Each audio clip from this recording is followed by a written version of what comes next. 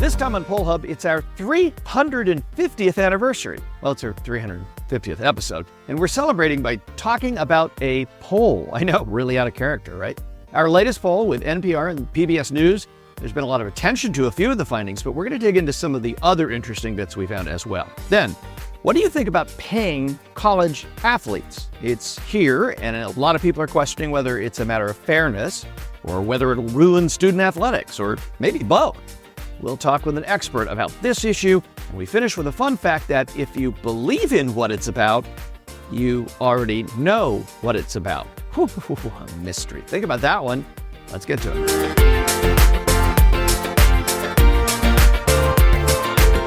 And hi, everybody. Welcome to Poll Hub. I'm JD Dapper. I'm Mary Griffith. I'm Stephanie Calvano. I'm Delaney Hayes. And I'm Lee Meringo. Well, Jay, another week, another poll, and that's just how we like it here at Poll Hub. We have new national numbers out with our polling partners NPR and PBS News, and of course, top of mind is the presidential election. And so let's jump right in with the numbers. Among registered voters nationally, we found that Joe Biden and Donald Trump are tied with 49% each in the head-to-head two-way contest with 2% undecided. Back in May, Biden was +2 against Trump at that time. When we dig in and we look at a multi-candidate field, which includes Robert F. Kennedy Jr. on the independent line, we have Donald Trump at 42% among registered voters nationally, and of course that's including leaners. Biden at 41%, RFK Jr. at 11%, and then Cornel West with 3%, Jill Stein on the Green Party line 1%, and Chase Oliver, the Libertarian at 1% with 2% undecided. When we look at the multi-candidate field, what I found really interesting is that RFK Jr. polls fairly evenly from both Biden and Trump supporters, but the other third-party candidates are taking more from Biden than Trump. Do you find that surprising? I mean, it's kind of expected because of who they are. So they're on the liberal side. We haven't heard much about the libertarian yet, and who knows what happens there. But I'm very skeptical of third-party candidates making much of a difference. The big caveat there is, in 2016, they did. At least there's a lot of evidence they did in a couple of states. And so 2016, this is another kind of replay, right? We've had a couple of replay elections. This is kind of a replay of 2016 with a different candidate in the Democratic seat. And so I think it's worth looking at. I do think it's worth looking at a lot closer as we get to Election Day. We don't know where they're going to be on the ballots. There's a few where we know they won't be on the ballots that are important states. So we'll see. The one thing that really stood out to me about this horse race number was where they're tied in another way, and that is their unfavorability.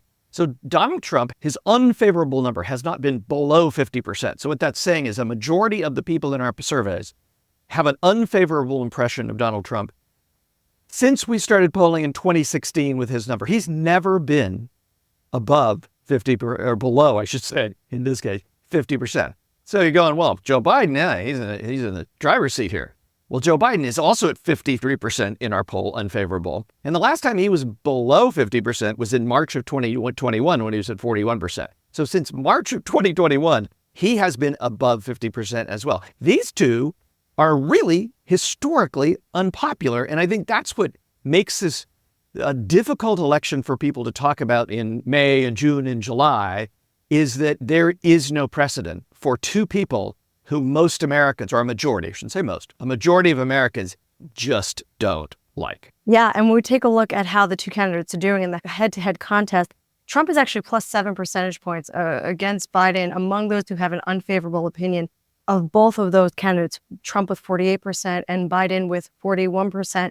And back in 2016, it was this group of voters who had an unfavorable impression of both Trump and Hillary Clinton that were a big deciding factor in the 2016 election. So Jay, there's been a lot of talk about Biden losing his advantage among some of his strongholds in 2020, that is demographic groups in 2020.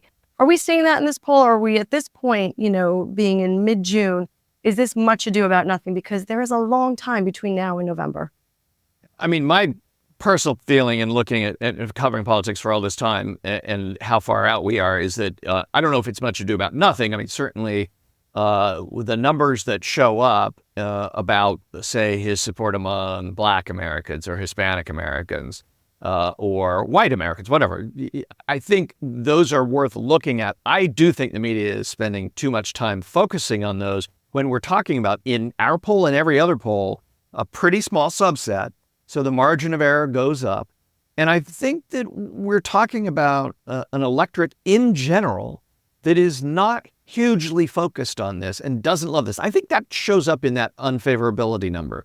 A majority of Americans don't like either of these people. How much time do you spend as a regular person focusing on people you don't like? I just think that what we see in this, and we see in some of the other numbers about, in some other polls about how much people are paying attention, I think that in June, that spending a lot of time thinking about the subgroups, focusing on them, may be something the campaigns ought to be doing. I'm not sure the rest of us need to spend that much time on that. And, we did ask another question about how satisfied Americans are with the Biden and Trump candidacies. And a majority of Americans are either not very satisfied or not very satisfied at all with the choice of candidates that the major parties are putting forth. But perhaps not surprisingly, Biden supporters are more dissatisfied than Trump supporters in terms of who the ticket they're putting forward. Yeah, there are lots of warning signs frankly, for both candidates. But again, I just think that so much of this has to do with we're out asking people, and everybody else, all the pollsters, we're out asking people questions that they don't necessarily, it's not that they don't want to answer. It's like, can we talk about like whether I want a hot dog or a hamburger for 4th of July? That would be a fun question. I'd like to answer that. Yeah, or how about talking about the issues? I mean, and we did ask about that in this poll, talking about, when thinking about November's election, which issues are top of mind. And inflation topped the list with 30%, followed by preserving democracy and immigration at 18%, preserving democracy with at 29%. And these are the top 3 issues. There were other issues that were mentioned. And there has been a change on this question since February, where preserving democracy topped the list at 29%, inflation with 24%, and immigration at 22%. I think this is really tapping into something here that, inflation is really what's hitting home for Americans. Yeah, and remember 2 years ago, we were talking about abortion, and that was driving a lot of what happened in the midterm elections. And I think Democrats are betting that abortion can still be a major issue. And we found in our Gen Next survey, for instance, that the youngest Americans, that is a big motivating issue for them. So there are people who are still motivated by that. I think it comes back to, what motivates all people and motivates the base. And, for a long time in Christian conservative circles for the Republicans, abortion was the only issue. That was the single motivating issue for a lot of Christian conservatives. And for other people, there were lots of different issues. And I think that's what we're seeing here is that for like the preserving democracy crowd, I'm guessing is probably a Biden group. We've seen it. Some people determine that in different ways, but the people who think that's really important, the people who think abortion is really important, we know what they're going to do and they're really motivated. I think things like immigration, for instance, which has a concern across the parties, and certainly inflation, I think that may be less salient. One thing that did pop up that I was really interested in was about the Stormy Daniels trial and the conviction. This is the first poll that we're doing since Trump was found guilty on those criminal charges. Right. And 31% of Americans said he should definitely serve time in prison. 20% said he probably should. You add that up, that's a majority. But here's what really stood out to me. So we asked by party ID, right?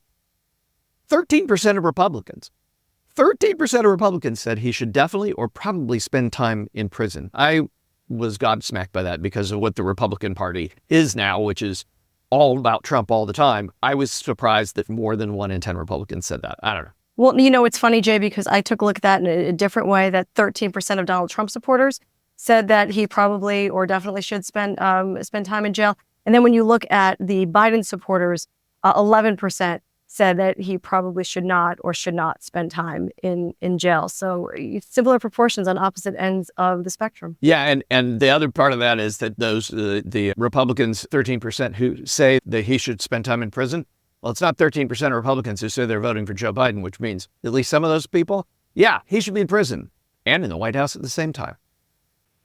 When money and college sports are on the table, it's bound to attract a lot of attention, including antitrust legislation. We've got poll results and a legal expert to lead us through the fine points of this labyrinth. Delaney Hayes, a recent graduate of Marist College and our star-studded producer, is going to introduce some poll data before we get to our legal expert.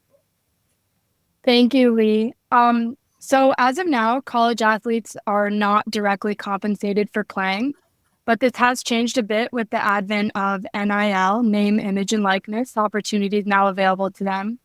But how about taking it one step further and paying these athletes based upon a large-scale revenue sharing model? As a part of a settlement of 3 antitrust laws in May, the NCAA committed to allowing schools to share revenue with their athletes beginning in 2025, ending the NCAA's ban on schools paying athletes. So based on this new model, colleges are going to share approximately 22% of the total revenue with their athletes. And again, this is the first time ever that the NCAA is authorizing schools to pay their athletes directly. And, although this is a fairly new suggestion, Americans have been polled on these topics in the past. So let's dig into some of that data quick. A 2024 survey by the AP-NORC Center for Public Affairs Research explored Americans' opinions on compensation for university athletes in major athletic programs. So when asked whether these universities should provide athletes with a salary, a majority, 59%, said they should not. However, when the survey inquired if athletes should receive a share of the revenue from broadcast rights, 53% of respondents were in favor. And then a joint survey by Sportico in the Harris poll in 2023 found that 2/3, so 67%, of U.S. adults believe college athletes should be able to receive direct compensation from their school. And this same poll, which surveyed 2,018 people nationally, also revealed 74 respondents supported athletes' ability to profit from these NIL deals. And, to dig in some of the politics behind it, there is a partisan divide on this topic, Democrats being much more in favor of direct compensation for college athletes than Republicans. This is a 79% to 59% split, while people who followed college sports favored that change at 78% compared to 56% for those who do not follow sports closely. So to help us contextualize all this data, we have Luke Fedlam joining us. Luke is an attorney and partner in Porter Wright's corporate department, leading the sports law practice group. Moreover, Luke created Advanced NIL Sports Group to transform his daily work with athletes, families, and advisors into educational programs for athletes at all levels. Welcome, Luke. Thank you for joining us. Stephanie, thank you so much for having me. Absolutely. So as was mentioned, recently the NCAA voted to accept a nearly $3 billion settlement of an antitrust lawsuit that, if approved by a judge, would offer a revenue sharing plan for college athletes. First, from, a legal perspective, can you kind of help us understand what this means and what the implications are for both colleges and universities and for college athletes? Sure. So again, the first thing to remember is that we have a proposed settlement that still has to get approved by the judge. And you can't say that enough because this is such a significant settlement amount. In fact, one of the largest, when all is said and done, will end up becoming one of the largest antitrust settlements over time based on the revenue share, et cetera, that we've seen in American history. In terms of what does it mean for student athletes? What does it mean for institutions? I think it's important to start first with the NCAA. This settlement, what it means is that the NCAA can potentially continue to exist. Because had they gone all the way to trial and had they lost at trial, without question, the NCAA would have been bankrupted by a decision against their interests. So this is something that says, okay, in order to try to keep college sports somewhat in the way in which we come to know them, we're going to have this settlement. For the student athletes, it's a significant day. We heard kind of early on, the conversation around name, image, and likeness. This is much more significant than name, image, and likeness. If we look at its true essence, NIL is all about student athletes being able to partner with a company or a brand and license their name, image, and likeness for a fee. Now, what we look at with this settlement as we go forward is this revenue share. And so from a revenue share perspective, it's student athletes being able to receive compensation going forward. And that is a big deal. That is a big difference where you start to look at, all student athletes being able to receive some form of compensation, which is different than just choosing to engage in name, image, and likeness or not. Would all student athletes be pegged at a similar amount of revenue sharing, or if I'm a superstar, all American, am I really going to be in the gold as opposed to a bench sitter? Well, that really is a bit of the challenge when you think about an antitrust case and you think about this idea that there is a settlement. It really does put the power back in the hands of the individual institution. So the institutions are going to be able to say kind of where those funds go to which student athlete, which again gets to the point of why this was an antitrust case, to say, well, the NCAA can't unilaterally stop institutions or student athletes from earning this compensation. So the power is going to go back to the schools themselves. And so you very easily could see a situation where a star athlete gets paid significantly more than a student athlete that maybe is a bench warmer, or that is on a team that's not a revenue producing sport.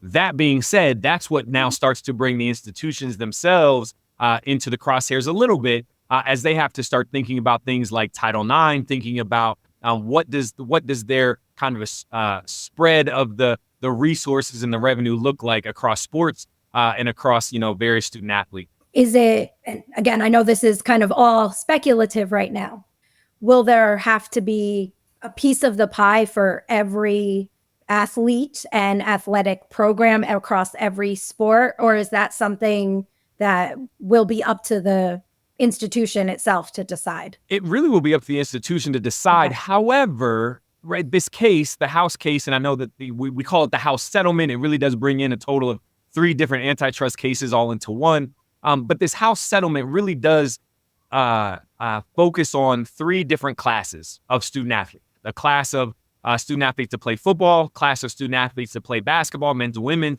and then all other student athletes. So it would be hard for a school, for an institution to say, of that 22% now that is getting shared with student athletes, it would be hard to say that there are some student athletes that obviously fit into those, one of those classes, not to receive anything. But I'm sure that we're going to have schools that are going to figure out ways to make sure that the student athletes that are really driving revenue and that are potentially those larger names will receive a larger piece of the pie.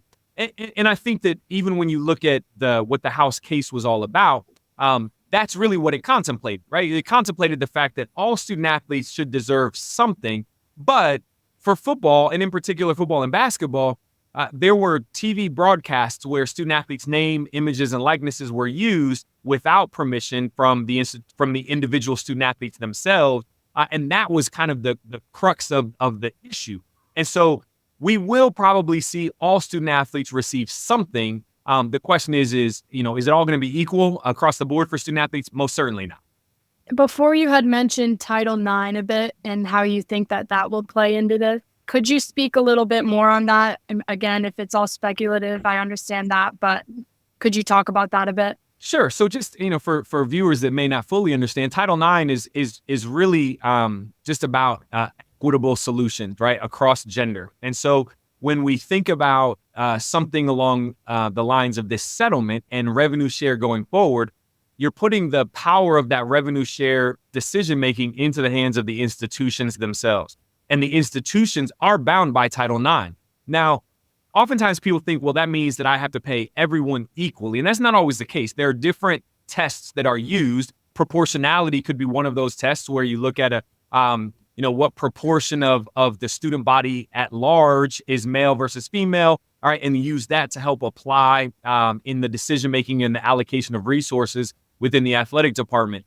The takeaway point, though, to your question is that it is going to play a role in making sure that what we don't see is that all 22%, which often some people are saying works out to $20 plus million at institutions, that all of that doesn't just go to the football team. Right? And that, I think that's what the more significant concern is. And that's where we'll see athletic departments using intentional due diligence and making sure that they're allocating resources appropriately. You're not aware of this, but Delaney is a female lacrosse player for 4 years, I think, at Marist, right? So you have you have no longer a stake in this, but you I assume, can Yeah. react Well, as a I don't think the MAC conference would be in on this, right? It would just be, to my understanding, the Power Five conferences So that's mainly, or yeah, that's kind of the interesting part, right? The Power Five is obviously drawn into all of this. That's where you see the biggest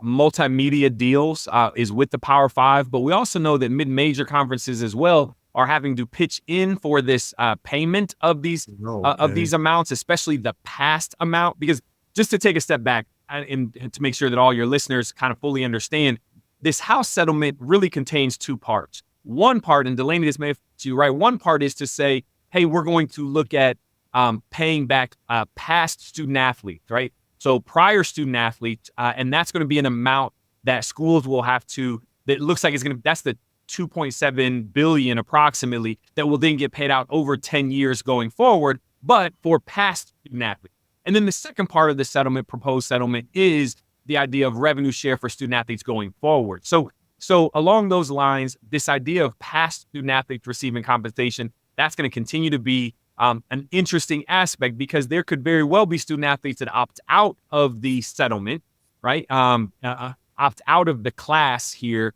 and try to potentially, go directly at the schools, institutions, or the NCAA.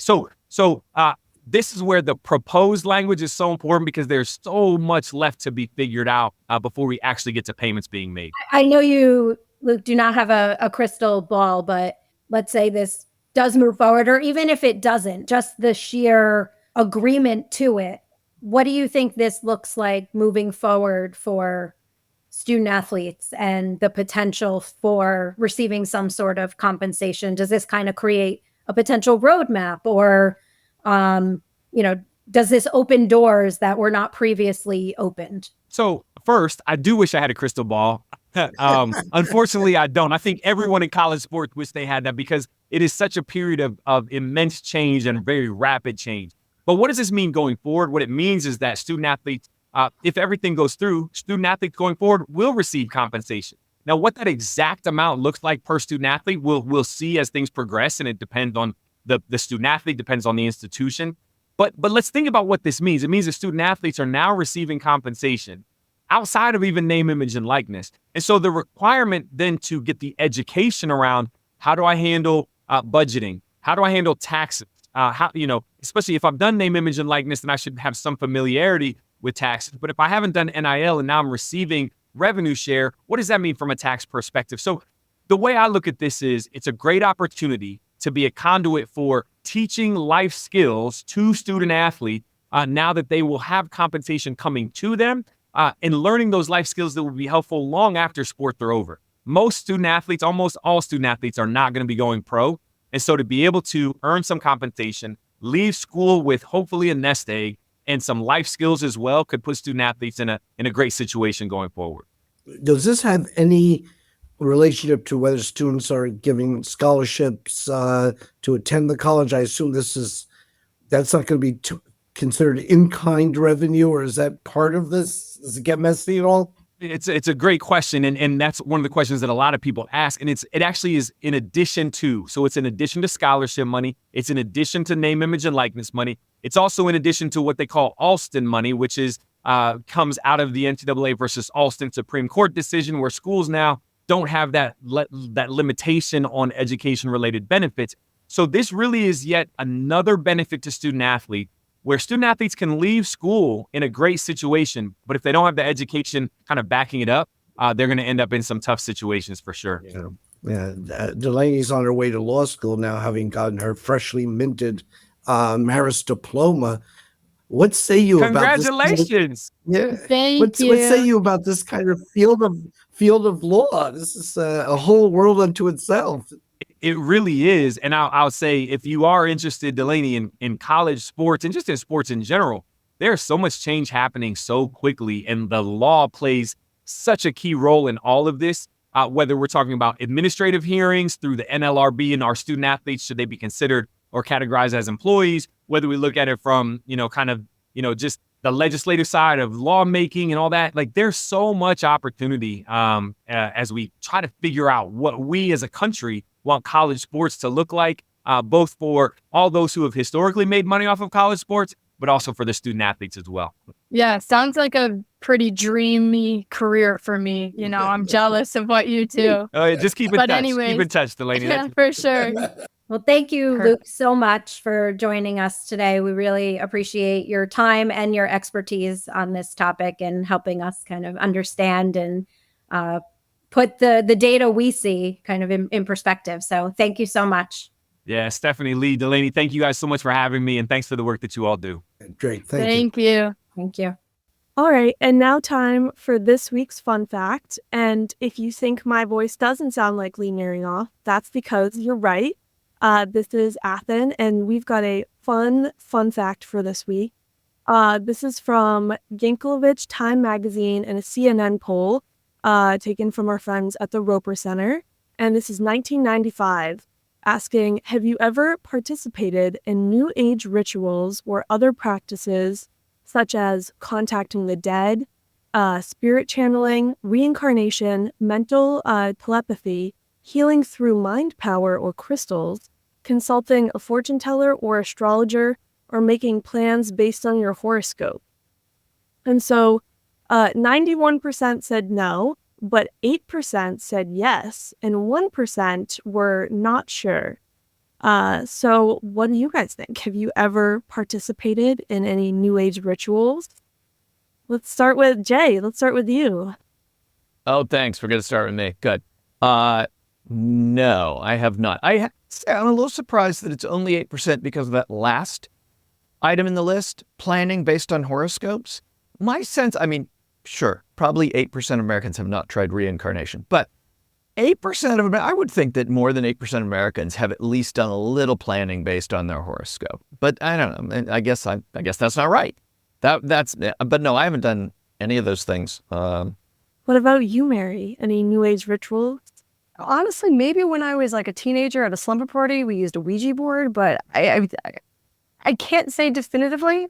Yeah, I've looked at my horoscope, but I haven't made plans based on my horoscope. But I'm curious what Hunter and Delaney and you, Athen, have to say about this. Yeah, I mean, I do have to say that I admittedly have seen a fortune teller. It was a very unique experience, and I think personally I wanted to see, because I know myself the best, so I wanted to see if that was a real situation or not, if they would tell me things that they knew about me.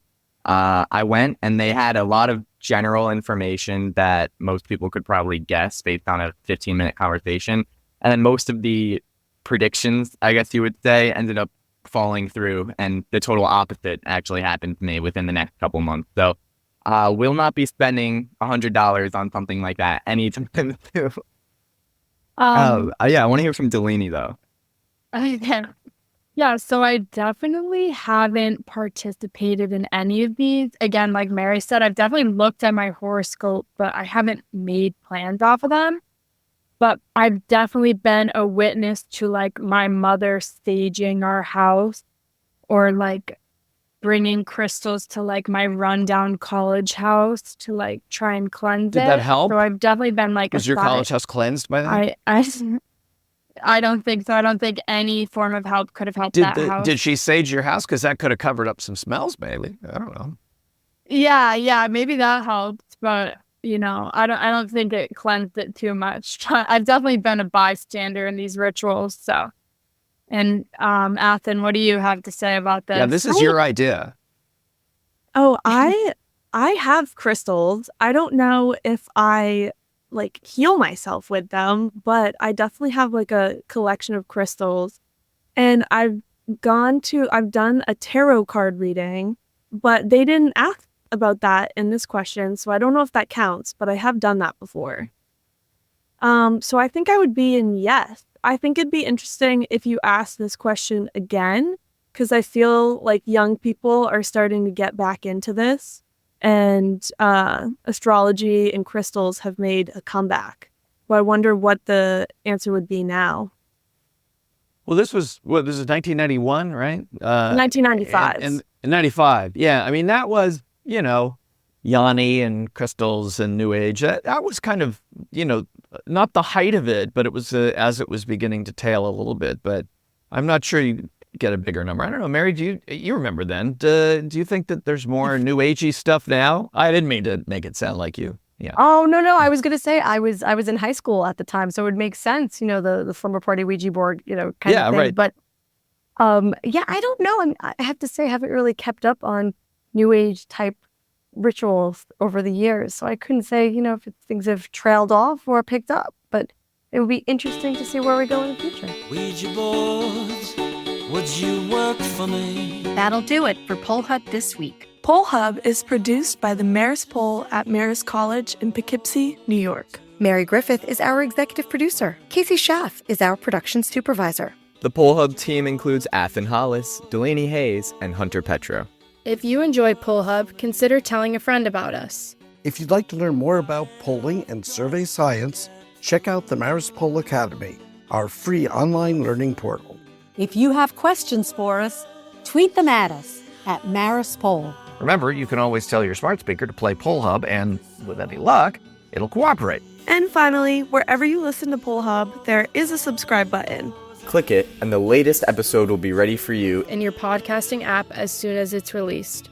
We'll see you next time. Ouija board, Ouija board, Ouija board, would you help me?